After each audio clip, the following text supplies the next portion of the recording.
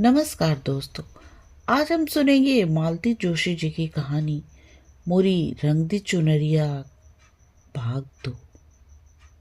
तो ये कहानी शुरू करते हैं। शादी के 15 दिन पहले मैंने छुट्टी लेनी ही पड़ी। जया ने जब तक ज्वाइन नहीं किया था, जब वो दोबारा कॉलेज जाने लगी तो मुझे आशा थी कि कॉलेज आते जाते किसी दिन वो जरूर आएगी, सारी तैयारियों का मुआयना करेगी, मेरी आलोचना करेगी, सलाह देगी। पर वो एक बार भी नहीं झांकी। मैंने कितने दिनों तक कार्ड्स नहीं छपवाए। उसे बहुत चाव था। जब भी किसी का कार्ड देखती कहती, दीदी मृणाल की शादी में कार्ड्स का कॉन्ट्रैक्ट मुझे देखना ऐसा डिज़ाइन करूंगी, वो शानदार मैटर होगा कि लोग हॉल में सजा कर रखेंगे। रिसेप्शन का मेन्यू बनाते हुए उसकी इतनी याद आई। सुनार की दुकान पर अकेले पांव देने का मन नहीं हो रहा था। ढेर सारी साड़ियाँ खरीदनी पड़ी, पर शॉपिंग का कोई मज़ा नहीं आया। दुकानदार भी अक्सर पूछ लेते थे, मैडम आज आपकी सहेली नहीं आई? मैंने तो कभी सोचा भी नहीं था वो मेरी ज़िंदगी का इतना ज़रूरी हिस्सा बन गई है। कार्ड्स देने तो उसके यहाँ जाना ही था। हम लोगों ने पूरे परिवार को सादर आमंत्रित किया, पर मैंने जया से कहा, तुम्हें तो पूरे 2 दिन की छुट्टी लेनी पड़ेगी। मैं कोई बहाना नहीं सुनूंगी। मृणाल को विदा करके ही तुम घर लौटोगी। उसने फीकी हंसी हंसकर कहा, अम्मा से पूछ लो। अम्मा तो इनके सामने ज्यादा बोलती नहीं थी। बड़ी भाभी ने कहा, हम लोगों में से कोई आ जाएगा दीदी, पर जया के लिए इसरार मत करना। देखो अभी 1.25 महीना भी नहीं हुआ है, लोग क्या कहेंगे। कोई बहुत तीखी सी बात मेरे होठों पे आई थी, पर मैं जब्त कर गई। इनके सामने तमाशा करने की हिम्मत नहीं पड़ी, और फिर कहने से फायदा भी क्या था। बेकार अपना ही मूड खराब होता। हम लोग चलने लगे तो जया ने मुझे एक और बुलाकर कहा, दीदी मेरी एक बात रखेंगी? कहो। मृणाल को दुल्हन के रूप में देखने का बहुत अरमान है। 10 मिनट के लिए से उसे मेरे पास भेज सकेंगी? ओ श्योर, मैंने कहा। उस समय उसका कंठ इतना भींगा हुआ था कि उसकी कोई भी विनती मैं टाल नहीं सकती थी। मन में बस यही कसक बनी रही, जया नहीं आई। बाकी सारा आयोजन इतना सफल रहा जिसकी हमने कल्पना भी नहीं की थी। बाराती तो कुल मिलाकर 20-25 ही थे, पर घरातियों की संख्या उनसे 10-20 गुना अधिक थी। मेरा स्टाफ था, इनका स्टाफ था, मृणाल की सहेलियां थी, अड़ोसी पड़ोसी थे, और थे ढेर के ढेर रिश्तेदार। पर कहीं कोई बदइंतजामी नहीं हुई। मंडप की साज सज्जा से लेकर भोजन की व्यवस्था तक कहीं किसी को शिकायत का मौका नहीं मिला। दूल्हे के चुनाव को लेकर तो सभी ने हमें बधाइयों से लाद दिया। खुशी का वह भार मुझसे संभाले नहीं संभल रहा था। मृणाल तो उस दिन इतनी प्यारी लग रही थी, लग रहा था कहीं मेरी ही नजर न लग जाए। जया की बात बार बार मन में आ रही थी, पर मौका ही न मिला। रानी जी ब्राइडल मेकअप करवा के जब पीछे के दरवाजे से अंदर आ रही थी, तब बारात दरवाजे तक आ चुकी थी। जयमाला के बाद तुरंत ही रिसेप्शन था। उसके बाद विवाह की सारी वैदिक रस्में निपटाते हुए रात के 2 बज गए। वे लोग उतनी रात को ही दूल्हा दुल्हन को लेकर होटल चले गए। जया की इतनी सी बात न रखने का मुझे बहुत दुख हो रहा था, इसलिए सुबह नहा धोकर मैं होटल पहुंच गई। शहर के इतने बड़े होटल में उन लोगों को ठहराया गया था। हमें 25 लोगों पर ही इतना खर्च भारी पड़ रहा था। पर ये बोले, उन लोगों ने हमसे कुछ मांगा तो नहीं, फिर इंतजाम में कंजूसी क्यों करें। मान ले 200 बाराती लेकर आ जाते, तब भी तो धर्मशाला में हमारे परखचे उड़ जाते। गाड़ी से उतरते मैं सीधे मृणाल के कमरे में जाने वाली थी, पर संकोच हुआ। फिर इन्होंने भी टोक दिया, go through proper chain madam. ठीक था, अब तो उसे हम अपनी मन मर्जी से हर कहीं नहीं ले जा सकते थे। उसके सास ससुर से पूछना जरूरी था। सौभाग्य से वे जागे हुए थे, हमें देखते ही अचका गए। अरे आप लोग इतनी सुबह सुबह? जी बस देखने आए थे आप लोगों को कोई असुविधा तो नहीं। अरे नहीं जी, बिल्कुल नहीं। 10 बजे खाना बिल्कुल तैयार रहेगा। आप लोग वहीं आ रहे हैं ना? हाँ, बस अब सबको तैयार होने के लिए फरमान भेजते हैं। एक रिक्वेस्ट थी। समधिन को इतना मक्खन लगाने के बाद मैंने असल बात शुरू की। कहिए। मेरी एक सहेली कल शादी में नहीं आ सकी थी। मृणाल को बहुत प्यार करती है। जाने से पहले 10 मिनट के लिए दोनों वहाँ हो आएंगे तो उसका मन रह जाएगा। उसने बार बार कहलवाया है। लेकिन वे शादी में क्यों नहीं आई? क्या बीमार हैं? हाँ, बस यही समझ लीजिए। दरअसल उनके हस्बैंड की अभी अभी डेथ हुई है। अब इन्हें बीच में बोलने की क्या जरूरत थी? कौन सी बात कहाँ कहनी चाहिए, इसका विवेक तो पुरुषों को कभी होता ही नहीं। दरअसल बात क्या है बहन जी, मैंने कहना शुरू किया पर चुप हो गई। जैकी कहानी क्या इस तरह एक सांस में किसी को सुनाई जा सकती है? मुझे जो आश्चर्य हो रहा है मिसेस कुमार, अभी तो लड़की की हल्दी भी नहीं उतरी यार, आप उसे ऐसी जगह भेज रही हैं। अपनों ही हाथों अपने बेटी का आप शगुन कर रही हैं। आश्चर्य तो मुझे होना चाहिए था। मैंने तो कह भी दिया। बहन जी, आप तो यूरोप में 8-10 साल रह चुकी हैं, क्या आप इन चीज़ों को मानती हैं? यूरोप में रहने से क्या होता है? कोई हम अंग्रेज थोड़े ही हैं, अपनी संस्कृति थोड़े ही छोड़ देंगे। मैं उनके कटे बालों को, रंगे होठों को, तराशी भावों को और अनावृत बाहों को देखती रही। विदेश सेवा में रत अपने पति के साथ मैडम ने सिर्फ चोला बदला था। मन तो अभी भी वही घोर परंपरावादी था और घर परिवार में उनके इसी गुण की प्रशंसा होती होगी। फलाने को इतने दिन फॉरेन रहते हो गया पर अपनी संस्कृति नहीं भूली। ये कौन सी संस्कृति है? समधी जी ने शायद मेरे मनोभाव को पढ़ लिया था। खींचकर पत्नी से बोली, ये किस ढकोसलेबाजी में पड़ी हो? जाने दो बच्चों को, 2 मिनट में कुछ नहीं बिगड़ता। पति की अवमानना करने की ताव शायद उनमें नहीं थी। बोली, इन्हें जगने तो दीजिए। फिर मुझसे बोली, आप तो उनके साथ जाएंगी ना? अगर आपकी सहेली उन लोगों को कुछ देने लगे तो आप अपने हाथ से दीजिएगा, उनसे मत दिलवाइएगा। जय कुछ देगी यह तो निश्चित था। जय जोड़े को कोई भी खाली हाथ विदा नहीं करता। उस समय क्या मुझसे निर्मम आज्ञा का पालन हो सकेगा? मैं जया को खुशी देने जा रही हूँ, उसका अपमान करने नहीं। तो रहने ही देते हैं। मैं एकदम उठकर खड़ी हो गई। आपने शंका उठाई तो अब मेरा मन डवाडोल होने लगा है। वही तो मैं वो खुश होकर बोली, हम लोगों ने इतने पुराने संस्कार देखे हैं, वे सहजे थोड़ी ही चाहते हैं। पुरुषों को तो किसी चीज का विधि निषेध नहीं है, पर हम लोग तो इतनी लापरवाह नहीं हो सकते। हर बात को 10 बार सोचना पड़ता है। उनका प्रवचन सुनकर पहली बार पछतावा हुआ। मृणाल के लिए घर परिवार ढूंढने में कहीं हमने भूल तो नहीं कर दी? मृणाल गई और घर एकदम सूना हो गया। मेहमानों से ठसाठस भरा हुआ था, फिर भी भाई भाई कर रहा था। यही तो फर्क होता है बेटी की शादी और बेटी की शादी में। बेटी की शादी होती है, घर खुशियों से भर जाता है, पर बेटी के हाथ तो सारी रौनक ही विदा हो जाती है। करने को तो अब भी कितने काम थे, पर पहले वाले उत्साह का कहीं अंश मात्र भी शेष नहीं था। 4-5 दिन बाद फोटोग्राफर एल्बम बनाकर दे गया तो मुझे जैसे एक खिलौना मिल गया। मैं घंटों बैठी अपनी लाडली को निहारती रहती, हर आने जाने वाले को दिखाती रहती। उस दिन भीड़ भाड़ में मैं किसी को ठीक से देख ही नहीं पाई थी। मेरे मन मस्तिष्क पर तो मृणाल और किशोर छाए हुए थे, पर अब फुर्सत से बैठकर मैं सबका मुआयना कर रही थी और सहसा मेरी आंखें जया की भाभी पर अटक गई। उस दिन केवल उसके छोटे भाई और भाभी ही आए थे। वे भी खाने के लिए नहीं रुके, बस लिफाफा पकड़ा कर चले गए। कैमरे ने उन्हें वर वधू को आशीर्वाद देते हुए कैद कर लिया था। भाभी की साड़ी देखकर मेरे मन पर सांप लूट गया। ये वही साड़ी थी जो हम लोगों ने पिछले वर्ष बेंगलोर में खरीदी थी।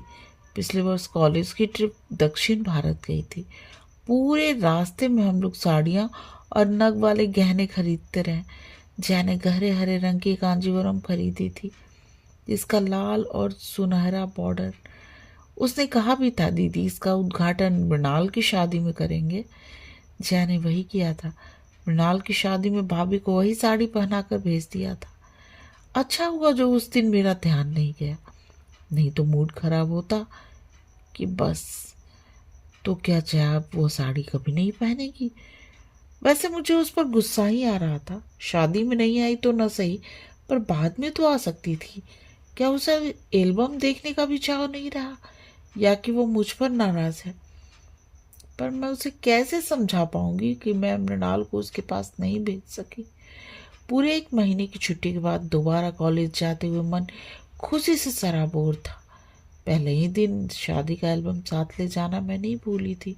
स्टाफ रूम में दिन भर अच्छा शक्ल चलता रहा। मुझे लोगों को दोबारा बधाइयों से लाद दिया, तारीफों के पुल बांध दिए। मैं भीतर ही भीतर पुलक उठी थी, पर जया को देखते ही सारी खुशी को पाला मार गया। उसने तो सचमुच ही जैसे वैराग्य धारण कर लिया था। मुझे तो उसके पास बैठकर बात करने में भी संकोच होने लगा। मैं तो उससे लड़ने का इरादा लेकर आई थी। मुझे उससे माफी भी मांगनी थी, पर दोनों ही बातें नहीं हो सकी। उसके सूखे चेहरे और रूखी वेशभूषा से अभ्यस्त होने में मुझे 4-5 दिन लग गए। उसके बाद मैंने कहा, जया बाजार कब चलना है?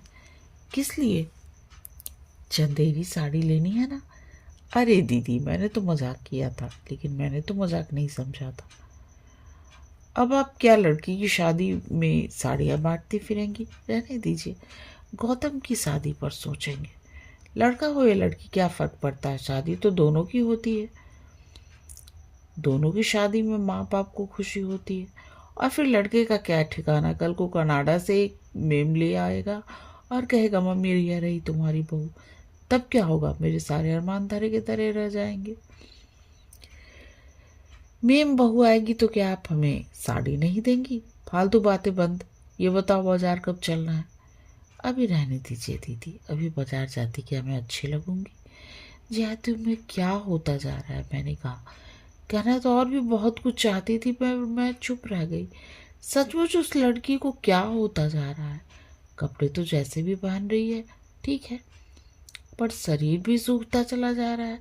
ब्लाउज झूल रहे हैं, गालों की हड्डियां निकल गई हैं, आंखों के इर्द गिर्द स्याह काले घेरे बन गए। क्या रात को सो नहीं पाती? क्या इसे ने खाना पीना छोड़ रखा है? पहले वाली बात तो होती नहीं तो मैं चुटकी ले लेती। क्या लगता है मरने वाले का गम तुम्हें सचमुच खाया जा रहा है? पर अब आपस में न तो वो संवाद रह गया है, जाके बुझे बुझे चेहरों को देखकर ये सब कहने का साहस ही नहीं होता है। उस दिन कैलेंडर की तारीख बदलते हुए याद आया, आज तो जया का जन्मदिन है। उसका जन्मदिन हर साल मैं ही मनाती थी, कुछ न कुछ उपहार भी देती थी। इस बार का उपहार तो यही था। जब मेरे बार बार कहने पर भी नहीं मानी, तो एक दिन मैं खुद ही जाकर उसके लिए साड़ी ले आई थी। चंपाई रंग की खूबसूरत चंदेरी थी, जिस पर सुनहले बेल बूटे थे। ये जया का प्रिय रंग था। मैंने गुलाब जामुन सुबह ही बना कर रख दिए। पंडित जी को दही बड़ों के लिए कह दिया। सोचा और कुछ गर्म मैं आकर बना लूंगी। उस दिन के लिए इनसे गाड़ी मांग ली। सोचा गाड़ी में डालकर साथ ही ले जाऊंगी। उसे खिला पिला कर वही से साड़ी पहना कर ही भेजूंगी। उसका यह कारण वैराग्य अब मुझे झेला नहीं जा रहा था। किसी को तो पहल करनी पड़ेगी। वह अपने साथ आप तो इस तथाकथित शोक से उबर नहीं पाएगी।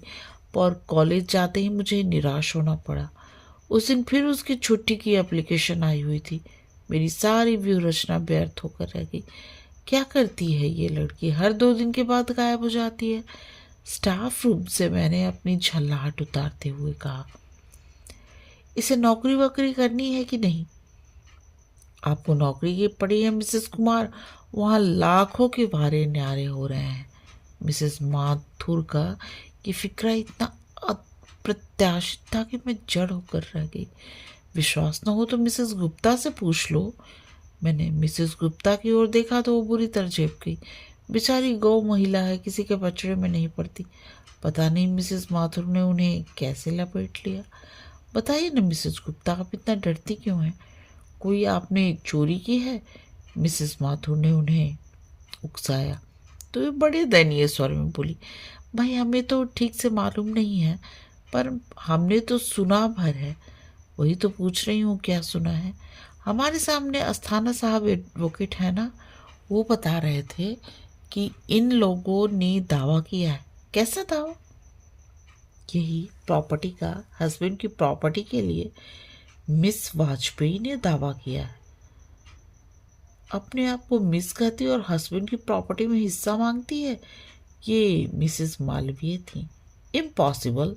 बड़ी देर के बाद मेरे मुंह से निकला, जया कभी इतनी नीच हरकत नहीं कर सकती। मिसेस कुमार, मिसेस माथुर बोली, आपने बच्ची की शादी जरूर कर दी है, पर दुनियादारी के मामले में आप स्वयं अभी बच्चे हैं। आप नहीं जानती कि पैसे का मोह आदमी से क्या क्या करवा लेता है। प्रॉपर्टी के चक्कर में अच्छे अच्छों की नकाब उतर जाती है। लेकिन जया पैसों की भूखी नहीं है। वो खुद 2,500 रुपये महीना कमा रही है। और 1,000 और लाख में फर्क होता है मिसेस कुमार। पर मैं कहती हूँ उसमें इतनी हाय तौबा मचाने की क्या जरूरत है। मिस रायचदा बोली, अगर वो उस शख्स के नाम पर 20 बरस तक धुन जमा कर बैठी हैं तो उनका प्रॉपर्टी पर पूरा हक बनता है। वह अपने जायज हक के लिए लड़ रही हैं। बात जायज या नाजायज हक की नहीं है मिस रायज़दा, मैंने संजीदा होकर कहा। प्रश्न तो यह है कि जिस बंधन को मन से कभी स्वीकार ही नहीं किया, उसके मन जरूर स्वीकार करता। मिसेस माथुर बोली, अगर मन यह पहले से जानता कि असामी 5 लाख का है तो सारे बंधन स्वीकार कर लेता। 5 लाख? जी हाँ। जया के ससुर इस बेटे के नाम 5 लाख फिक्स्ड के छोड़ गए हैं। व्यवस्था यह है कि इस रकम का ब्याज उन लोगों को मिलता रहेगा जो उसकी देखभाल करेंगे। अब तक ऐसा ही होता भी रहा। तीनों भाई बारी बारी से उसे संभालते रहे, लेकिन उसकी मृत्यु ने अब प्रश्न चिन्ह खड़ा कर दिया है। इतनी बड़ी रकम का वारिस कौन होगा? वैसे लीगल राइट तो जया का ही बनता है, मिस रायचदा ने कहा।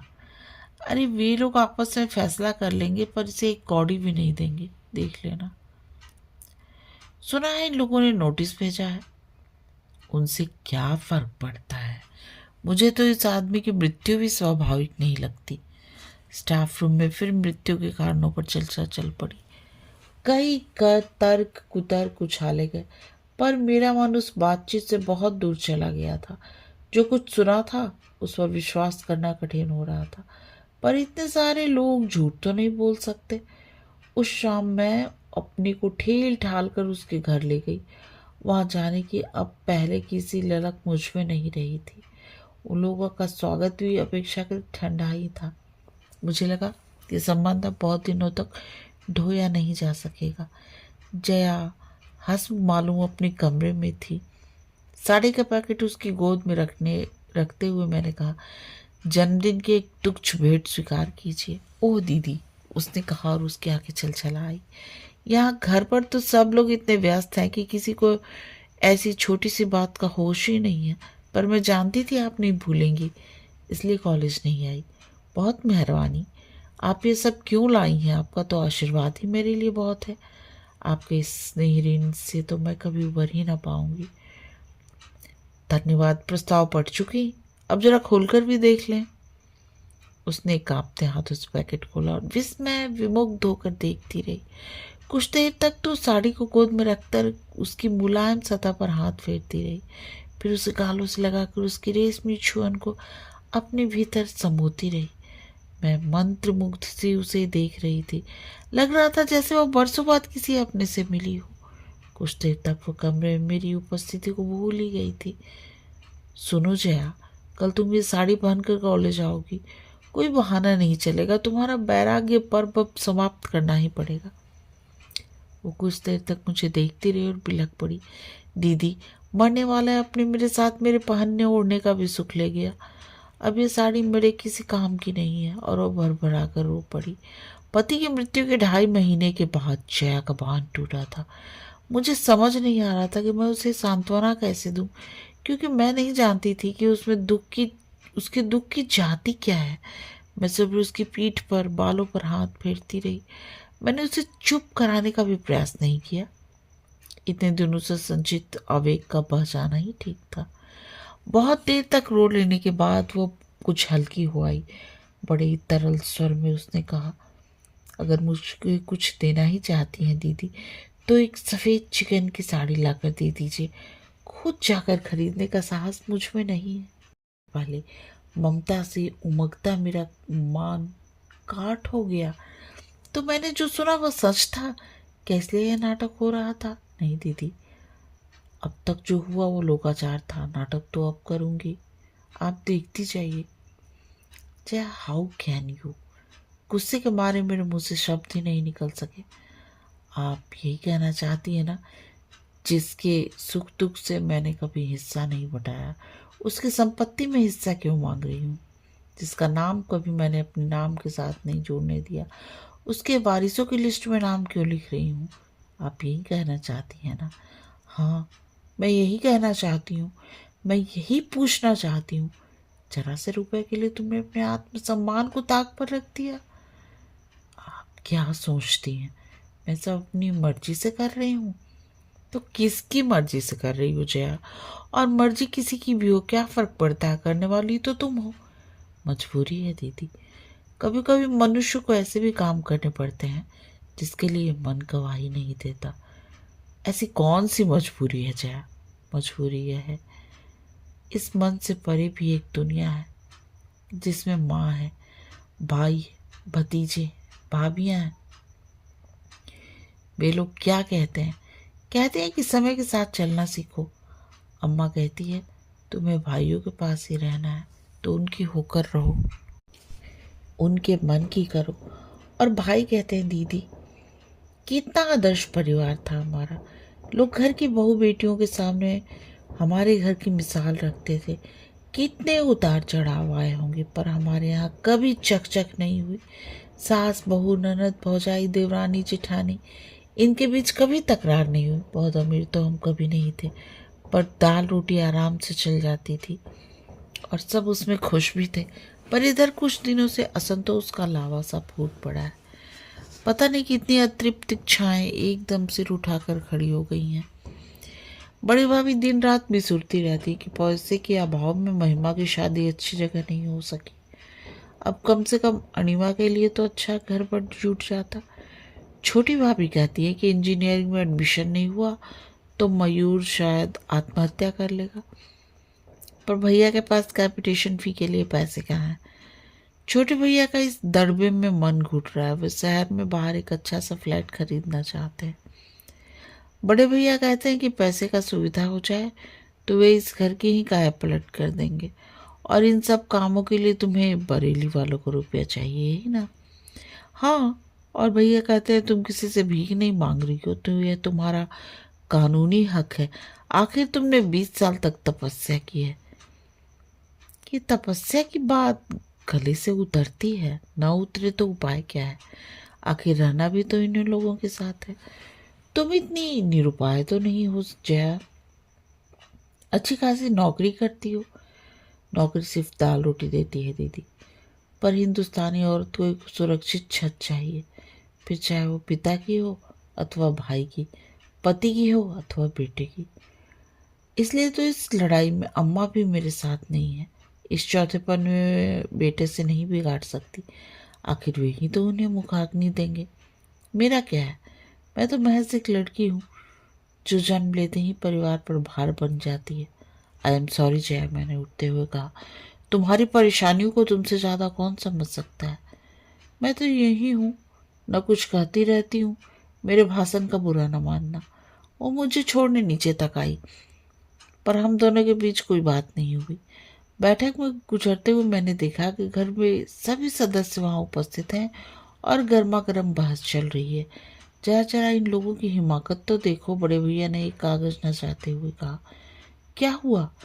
ये लोग तो तुम्हारी शादी को ही चैलेंज कर रहे हैं। लिखते हैं कि हिंदू विवाह अधिनियम के अनुसार फेरे के बाद ही विवाह पूर्ण रूप से संपन्न माना जाता है। जयमाला कोई वैदिक विधान नहीं है, ये तो मात्र एक परंपरा है। मैं 10 गवाह खड़े कर दूंगा कि फेरे हुए थे, छोटे भैया ने जोश में कहा। तो क्या है, वो लोग 100 गवाह नहीं ला सकते? आखिर 5 लाख का मामला है। जैक इस व्यंग्योक्ति पर छोटे भैया चकित होकर उसे देखते रह गए। तुम्हारी सास के मरने पर अपने यहाँ चिट्ठी आई थी। पिताजी की पुरानी फाइलों में अब तक कहीं पड़ी होगी, मिल जाएगी। हम उसे कोर्ट में दिखा सकते हैं। अगर हमारा कोई संबंध नहीं था तो हमें सूचना क्यों भेजी गई? बड़े भैया की दलील बड़ी जोरदार थी, पर जया के पास भी नहले पर दहला था। अगर वे सचमुच मेरी सास थी तो मैं उस समय बरेली की क्यों नहीं गई भैया? सास के बाद मेरे ससुर भी शांत हुए थे, उनकी खबर क्यों नहीं आई? उनके बेटे के बारे में भी हमें तीसरी जगह से पता चला, हम लोगों ने क्यों नहीं लिखा? यही तो जालसाजी है, इसी पॉइंट पर तो हम उन्हें धर लेंगे। और अगर वे पूछे कि मैं अब तक मिस वाजपेयी क्यों हूँ, तो आप क्या जवाब देंगे? मेरा service record, GPF, bank account सब तो इसी नाम से है। अरे तू तो जीरा पर उतर आई। बड़े भैया एकदम गुस्सा हो गए। जीरा कर भी रही है तो किसकी तरफ से है तो देखो। मैं अपनी ओर से जीरा कर रही हूँ छोटे भैया, जया ने आवेश में भरकर कहा। 39 साल की हो गई हूँ मैं, कभी तो मुझे बोलने का मौका दीजिए। हाँ बोलो, क्या कहना चाहती हूँ? सिर्फ यही कि बस अब बहुत हो चुका, अब मेरी जिंदगी से खिलवाड़ मत कीजिए। हम खिलवाड़ कर रहे हैं तो इसे और क्या नाम दूं? मेरे लिए सारे निर्णय आप लोगों ही लेते रहे हैं। कभी मुझसे पूछा कि मेरी मंशा क्या है? आप लोगों की हठधर्मी ने मुझे मेरे ससुराल नहीं जाने दिया। वहीं दुख में सुख में जैसा भी होता मैं जी लेती। इसका ज्ञान तो हमें घुट्टी में ही पिलाया जाता है। वहां रहती तो यह आज की समस्या ही ना उठती। उस समय आप लोगों ने यह नहीं सोचा कि इतनी पहाड़ से जिंदगी मैं कैसे काटूंगी। बाबू की जी की जिद से मुझे दूसरी शादी नहीं करने दी गई, नहीं तो आज मैं कहीं अपनी छोटी सी गृहस्थी लेकर चैन से जी रही होती। अब आप फिर मेरा तमाशा बनाने पर तुले हुए हैं। अब आप सबूत जुटाएंगे और कोर्ट दर कोर्ट साबित करते फिरेंगे कि मैं सचमुच मरने वाली की ब्याहता पत्नी। जिस गति से इस देश में दीवानी मुकदमे चलते रहते हैं, उससे जाहिर है इसमें सालों लग जाएंगे। तब तक मेरा वजूद क्या होगा बताइए? मैं कुंवारी हूँ, विवाहिता हूँ, विधवा हूँ या परित्यक्ता हूँ? सबको जैसे काट मार गया था। कमरे में इतने लोग थे पर जया के स्वर की धार ने सबको गूंगा कर दिया था। बड़े भैया, उसने अश्रु विलगित कंठ से कहा, मैं आपके पांव पड़ती हूँ। आप चाहे तो मेरी सारी पेंशन, जीपीएफ, सीपीएफ सब अपने नाम लिखवा लीजिए, पर मुझसे ऐसा कोई काम न करवाइए, मैं अपनी ही नजरों में गिर जाऊं। मुझ पर इतनी मेहरबानी जरूर कीजिए। चलिए दीदी, उसने मेरा हाथ पकड़कर कहा। तो मुझे होश आया और शर्म भी। इस पारिवारिक ड्रामे के मूक दर्शक बनी मैं। अब तक वहीं खड़ी थी। सॉरी जया, मैंने बाहर निकलते हुए कहा, मुझे बहुत पहले चले जाना चाहिए था। भाभी लोग पता नहीं क्या सोच रही होंगी। मुझे मालूम है वे क्या सोच रही हैं, और उनका सोचना बिल्कुल ठीक है।